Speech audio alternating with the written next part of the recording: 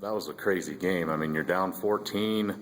Looks like it's not going to get done. You find a way. What's the difference? What was the difference of finding a way to force overtime and then just pull this one out? See this shirt here? Don't give up. Don't ever give up. That's something that we've been sticking with, throughout the whole year. We're gonna fight all the way to the end, no matter what's going on, no matter how bad things look. We're gonna stick together, and we're just gonna play to the last buzzer sound. Speaking of fighting, Derrious or Nate, it seemed more like a wrestling match or a football game out there than basketball at times. Yeah, I mean, it was pretty physical at some point, at most points of the game. They're a hard-playing team, and they're a very hard team, and they play like that for the whole 40 minutes. So it was always going to be hard for us to just come out and think it's going to be easy getting through screens and stuff like that. But yeah, it was like a war. Jack, you were in there for a big stretch where you guys were able to rally and stuff, and Derrious is on the bench. What was that like? I know you've seen minutes, but those are some key minutes that you played and part of a rally. What was that like for you? I mean, well, Coach always talks about just being ready to play, and you never know when your name's going to get called, and whether you're in there for 30 seconds or 5 minutes, whatever. You just got to be ready to go and do it all for your team. So I mean, it was fun, and just glad we won the game. Derrious, so you were on the bench for a lot. What were your thoughts of what Jack was doing? Were you surprised you were on the bench that long, or since it was working, it was fine? Just what were your observations during that stretch? Oh no, I woke up this morning with a real bad cold. So Yeah, he's been under the weather. I've been under the weather this morning since last night, so I've been kind of under the weather. But I came to Jack pregame and told him, be ready, man, because I'm not sure how much I can do or how much I'm going to be able to do because I'm so bad off. And just for Jack to step in and do what he do, I'm just so proud because he works really hard, and he's a key part to his team, and he keeps us together, and he works really hard. So I was happy. I was the only one standing up clapping the whole time we was in the game. Derrious, there were a lot of big plays, but none bigger, I think, than besides your free throw. You came down on the other end and got a block against a guy who was going in for a layup, probably a foot taller than you. But can you talk about that play and how big that was at the end of regulation? We've been in some situations at the end of the games where we kind of came up short. So we just told each other that we need to get a stop. If we get a stop, we can win a basketball game. And we made some big free throws. And just on that last possession, I just was really focused on just not trying to let my man score the basket, not let my team down. So. Derrious, when the game started, you guys started chipping away, and it kind of seemed, the crowd started getting back into things. Did you guys kind of feel, as you started to close that lead, did you kind of feel the energy come back? And I guess, did you see, hey, this is going to be something that we can you just take us through that process? Because it went from being real quiet in there to real loud to kind of feel like everything was kind of going your all's way. Can you kind of take us through how that went?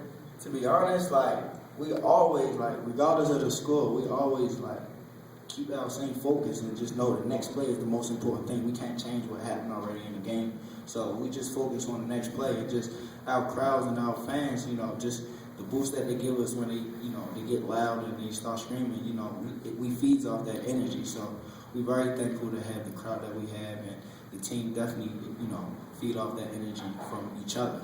Tell us what ran through your head. You saw Leonard go down. It looked like he was walking off. It appeared to be okay by the time he was over. But what ran through your head when you saw that? And how much composure did you guys have to continue to play when a leader as big as Leonard goes out that late in the game?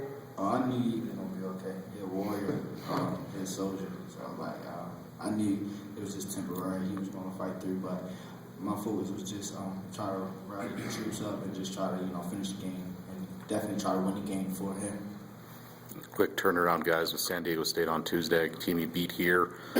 Just your thoughts of a quick turnaround and going into one of the more hostile places in the Mountain West on Tuesday.